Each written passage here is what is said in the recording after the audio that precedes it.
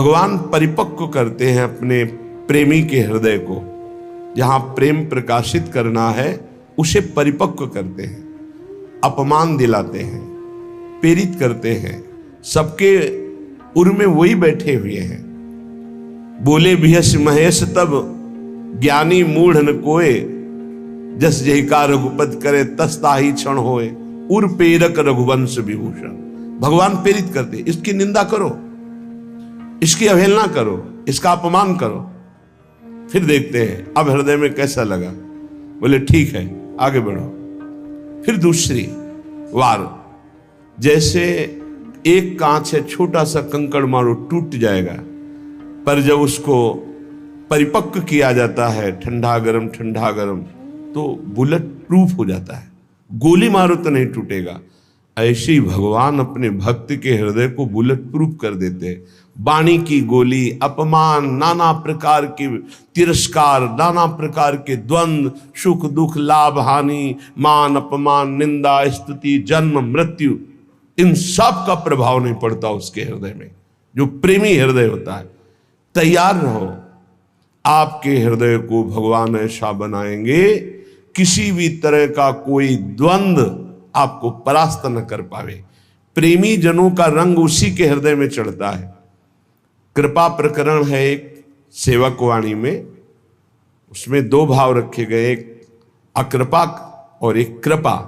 कृपा प्रकरण में देखिए, जब तीसरी भूमिका आती है कृपा पात्र की, पहली भूमिका है मुख बरनत हरिवंश, चित्तनाम हरिवंश रति, मन सुमिरन हरिवंश, यह जो कृपा हरिवंश की। मुख से प्रियालाल के जस का गान, नाम कीर्तन, नाम जपना, और चित्त से आचार्य और आराध्य देव के चरणों में अखंड रति हो जाना, और मन से बार बार उनकी सेवा, उनका सुमिरन, ये सेवा के लिए ही संकल्प उठना, ये पहली कृपा है। ये आचार्य गुरुदेव की, इष्ट देव की पहली कृपा है। मुख बरनत हरिवंश, चित्तनाम हरिवंश रति, मन सुमिरन हरिवंश, यह जो कृपा हरिवंश की। फिर दूसरी कृपा, दूसरी भूमिका उदय होती है। सब जीवन सो प्रीति, रीति निबाहत आपनी, श्रवण कथन परतीति, यह जो कृपा हरिवंश की। सब चराचर जीव से प्रेम का व्यवहार, क्योंकि मेरे प्रभु ही सबके अंदर बैठे हुए हैं, पर किसी से कोई स्वार्थ की आकांक्षा नहीं, कोई आकांक्षा नहीं, कोई चाह नहीं। सब जीवन सो प्रीति, पर रीति निवाहत अपनी, अपनी रीति क्या है? सब सोहित निष्कामति, कोई किसी से बदले की चाह नहीं, ना द्वेष के बदले की चाह, ना राग के बदले की चाह। वो राग द्वेष से अलग भगवत भाव से सेवा करता हुआ निष्काम। श्रवण कथन परतीति, बस अपनी वाणी जी का गायन, वाणी जी का श्रवण और विश्वास, किसी श्रवण कथन से, नाम वाणी से हमें श्यामा श्याम की प्राप्ति हो जाएगी। श्रवण कथन परतीति, परतीत माने विश्वास, यह जो कृपा हरिवंश की। अब तीसरी भूमिका, शत्रु मित्र समझानी, मानि मान अपमान सम, दुख सुख लाभ नहानी, यह जो कृपा हरिवंश की। शत्रु और मित्र में समान भाव। क्या भक्त का कोई शत्रु होता है क्या? नहीं, भक्त की तरफ से कोई शत्रुता नहीं होती, पर जो तमोगुणी आंतरिक हृदय वाले होते हैं उनको भक्त का यश चुभता है, उनको भक्त की जो उन्नति है भागवतिक, वो उनको खाए डालती है। अब वो हर प्रकार से सोचेंगे इसका कैसे पतन करूं, इसका अपयश हो जाए, इसका नाश हो जाए, तो वो शत्रुता का भाव करे। पर आपके हृदय में फर्क नहीं पड़ना चाहिए। ये तीसरी भूमिका हमारे प्रेम रस प्राप्ति की। शत्रु मित्र समझानी, जैसे बड़ाई करने वाला, सम्मान करने वाला, ठीक वैसा ही आपको दिखाई देना चाहिए निंदा करने वाला, अपमान करने वाला। वैसे तो निंदा करने वाला ज्यादा पूज्य है। क्यों? क्योंकि वो हमारे अशुभों का नाश कर रहा है। निंदा करके, अपमान करके हमारे अशुभों का नाश कर रहा है। वो हमारे जो प्रारब्ध भोग हैं उनको काट रहा है। वो कितना कृपालु है। भगवान उसके अंदर प्रेरणा दे करके हमें परिपक्व कर रहे हैं। इसलिए निंदा करने वाला, अपमान करने वाला, तिरस्कार करने वाला हमारे हृदय में पूज्य भाव होना चाहिए। ये प्रेम प्राप्ति के लिए बहुत जरूरी है। शत्रु मित्र होगा। बड़े बड़े महापुरुषों के जीवन में बड़े बड़े विरोध हुए हैं। अगर विरोध ना हो तो भक्ति में रंग नहीं। जब विरोध आवे तो नाच पड़ो कि भक्ति रंग ला रही है।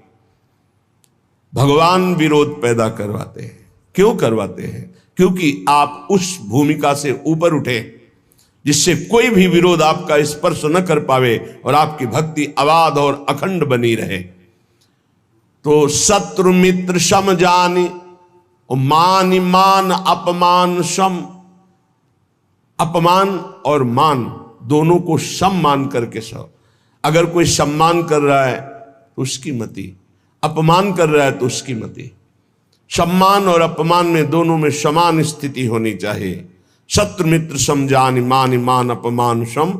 दुख सुख लाभ न हानि। ना कोई दुख, ना कोई सुख, ना कोई लाभ, ना कोई हानि। हर समय अपने प्रिया प्रीतम के चिंतन में इतना चित्त जोड़े है कि दुख सुख का, लाभ हानि का कोई प्रभाव ही नहीं पड़ रहा। ये तीसरी भूमिका। चौथी भूमिका अब जो है तैयारी हो गई प्रेम रंग रंगने की। तो भगवान ने ऐसा रंग भेजा, ऐसा रंग रंगने वाला मिला दिया जिससे प्रेम रंग से हृदय रंग जाए। बोले नितैक धर्मिन संग। नित्य उसको प्रेमी जनों का संग मिल गया।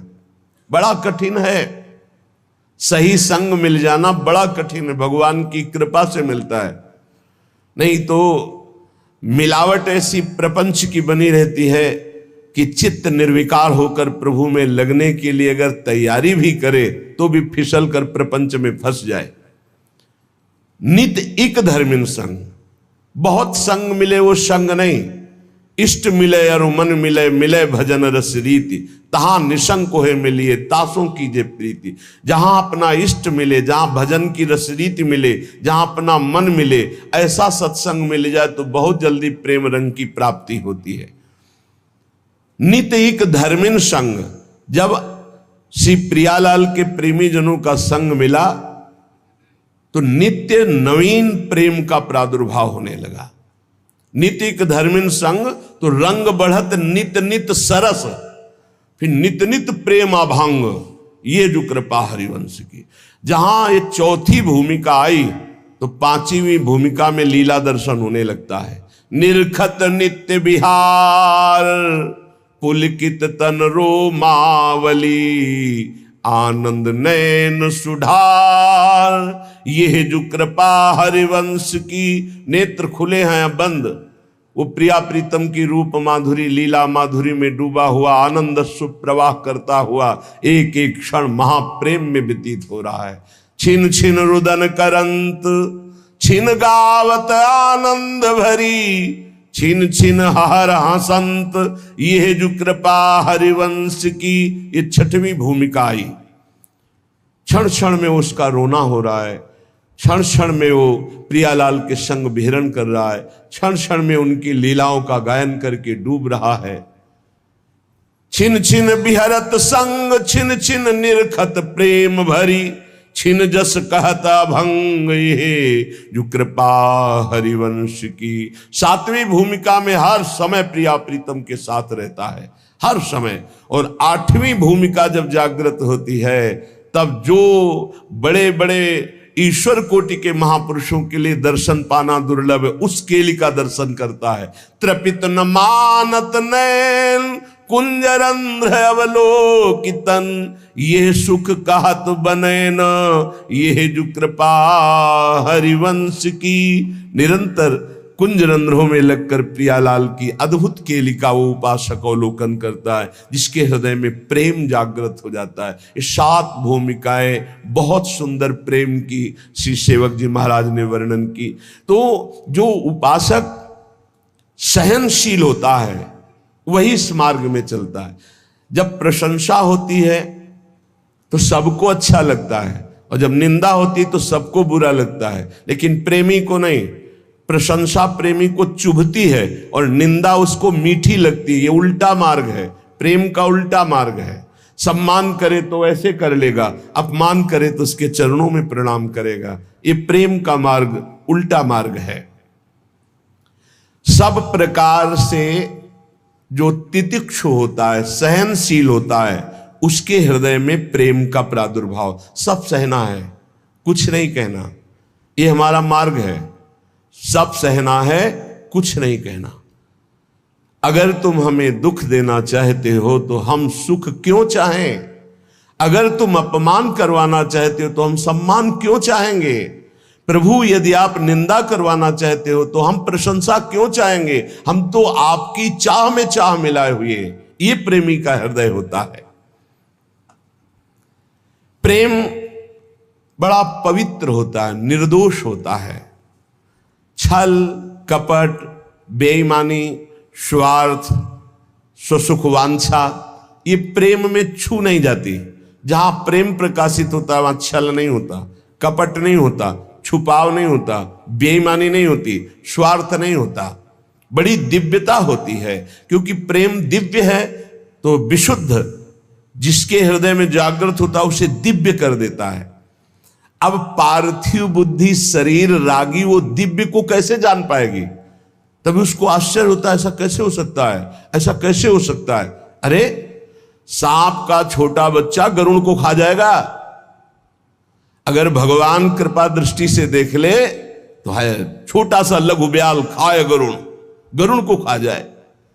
मस्कई कहें बिरंची अजय मसकते हीन, ब्रह्मा को मच्छर बना दे, मच्छर को ब्रह्मा बना दे, जड़ को चैतन्य, चैतन्य को जड़, कर तुम अकर तुम अन्यथा कर तुम। सर्व समर्थ प्रभु का प्रेम प्रकट हो गया तो दिव्यता। जब दिव्य प्रेम, दिव्य प्रभु की कृपा का प्रभाव होता है तो पार्थिव बुद्धि नहीं समझ पाती। श्री जी की कृपा, लालजू की कृपा, उनकी कृपा का केवल स्वाद। अभी वो कृपा हट जाए तो अभी बोलना की आवाज नहीं निकलेगी।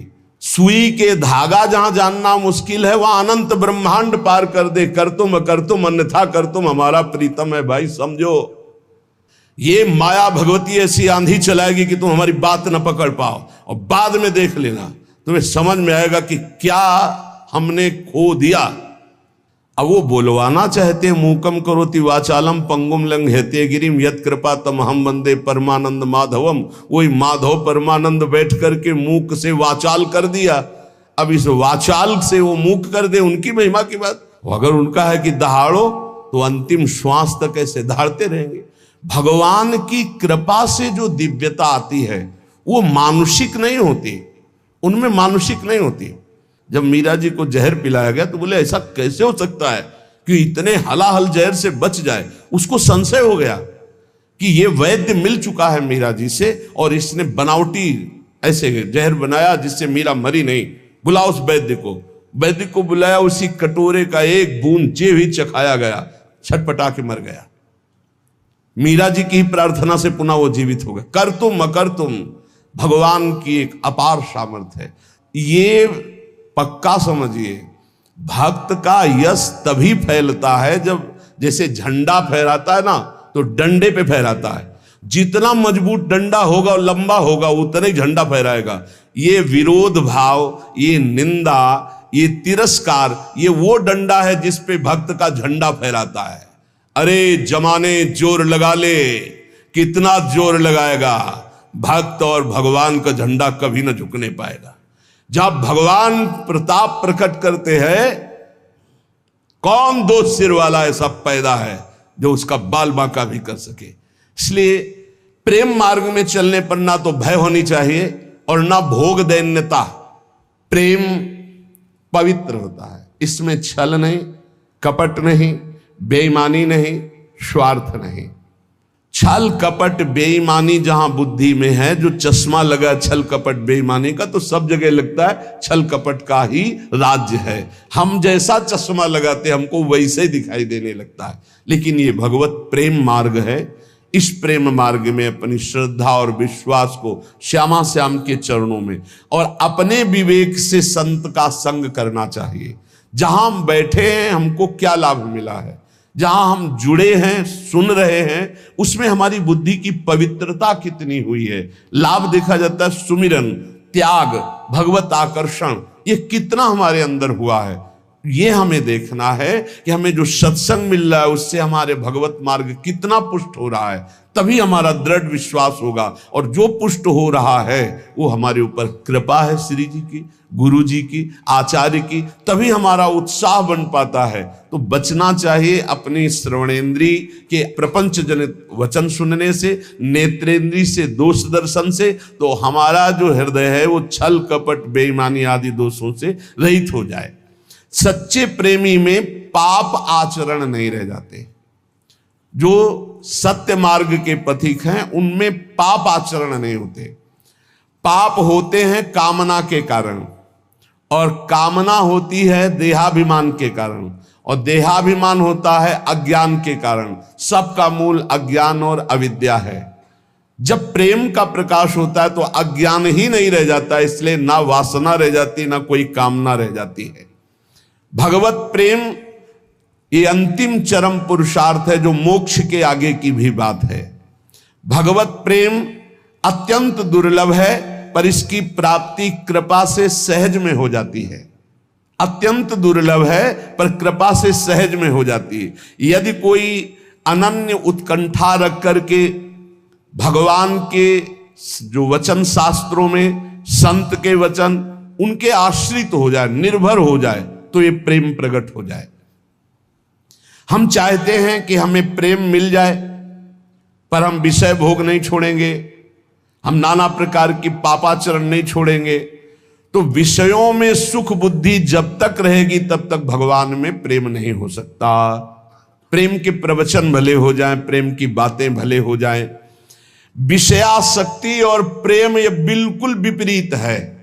जैसे दिन और रात, विषयासक्ति रात है और प्रेम दिन है। जिन साधकों के हृदय में विषय भोगने की प्रबल लालसा है और वो उनको त्यागे हुए आगे बढ़ रहे हैं, तो उनका विषय रस के प्रति आकर्षण कम होते होते नष्ट हो जाएगा। लेकिन जो साधक विषय आकर्षण के साथ विषय क्रिया में उतर गए तो उनका फिर स्वभाव सुधरना बहुत कठिन हो जाएगा। इसलिए लालसा तो है पर भोगूंगा नहीं, क्योंकि भगवत प्राप्ति करनी है, भगवत प्रेम प्राप्ति करनी है। तो इनका विषय भाव जो अंदर से है भोगने का, ये एक दिन शांत हो जाएगा भजन के बल से। विषयासक्ति प्रेम में बड़ी बाधक वृत्ति है। जो विषय भोग की इच्छा, विषय पदार्थ, ये अभी देखकर हमको जलाते हैं, भोगने की इच्छा होती है और हृदय जलता है। इस जलन को जो सह जाता है उसे तपस्या कहते हैं। वही तपस्वी है।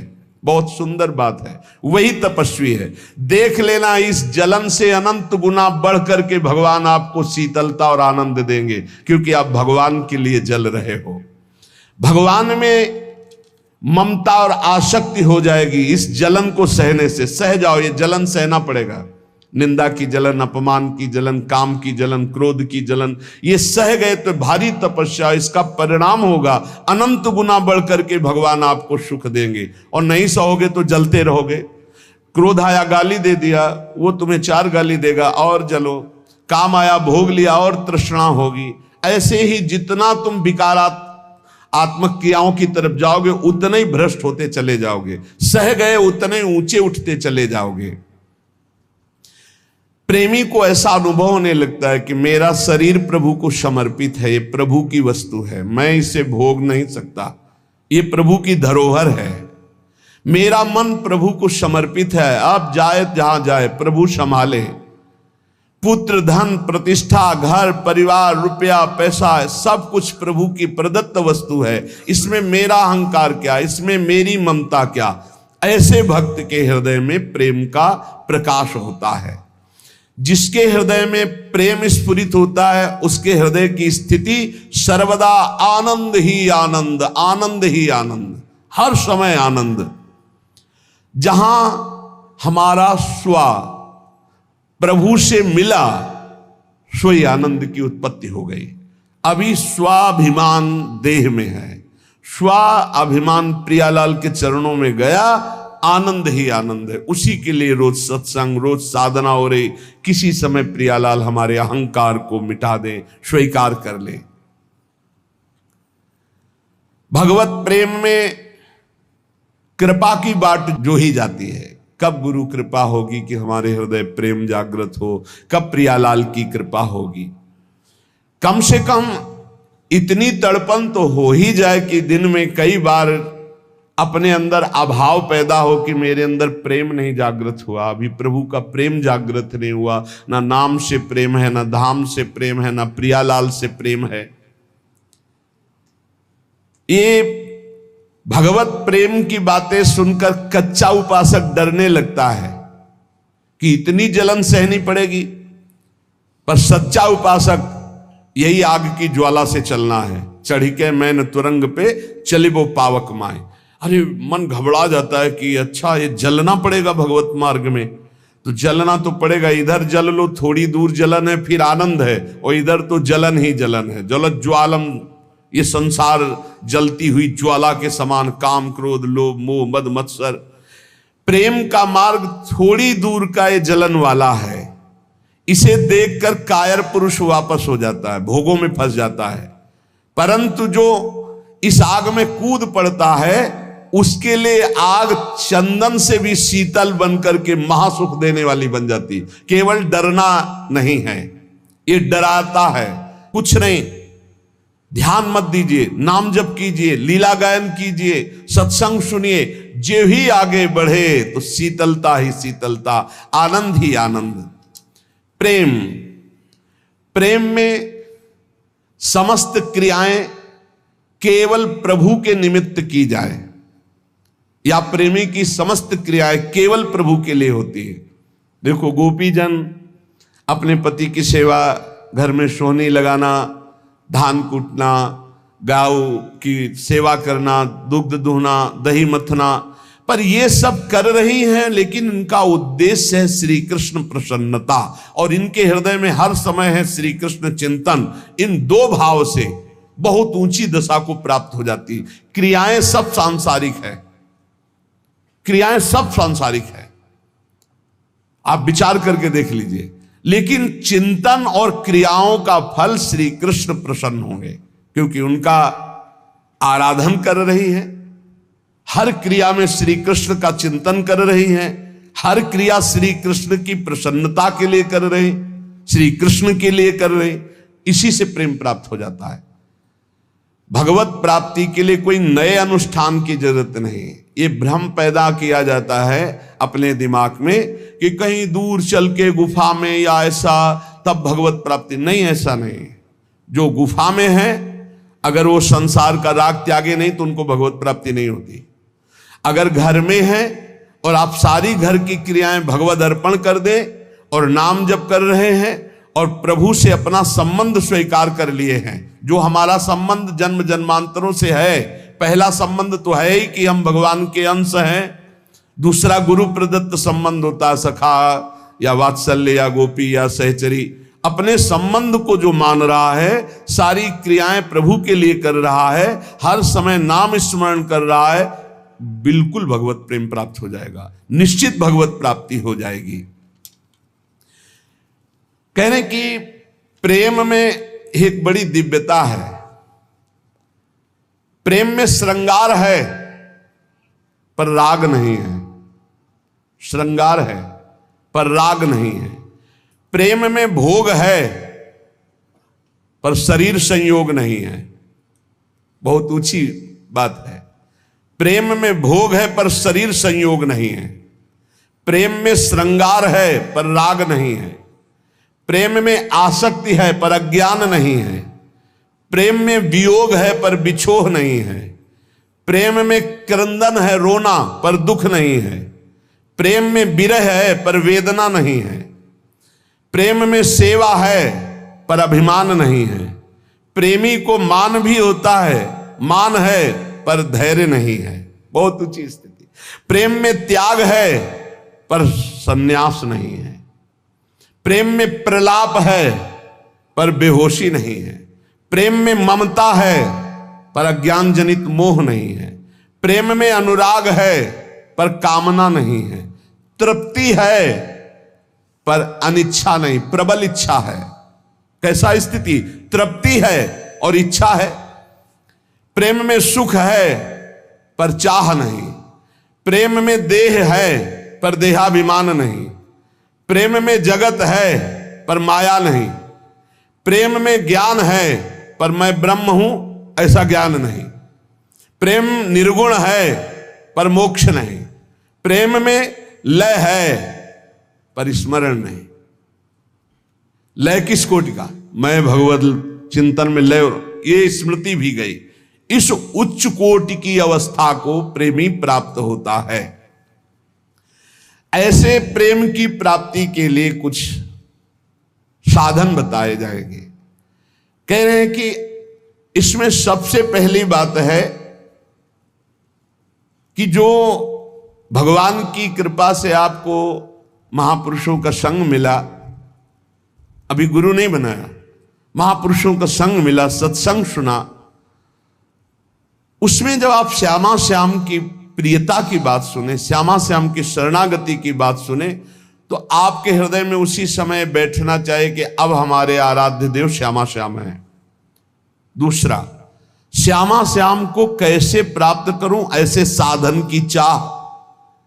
तीसरा, किसी में भी न्यून भाव या दोष दृष्टि का भाव। चौथा, केवल भगवत प्राप्ति की चाह।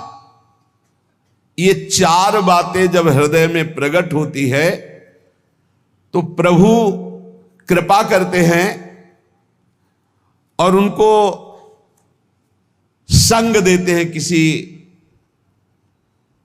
रहस्य रस में डूबे हुए प्रेमी का, जो प्रभु के रहस्य रस में।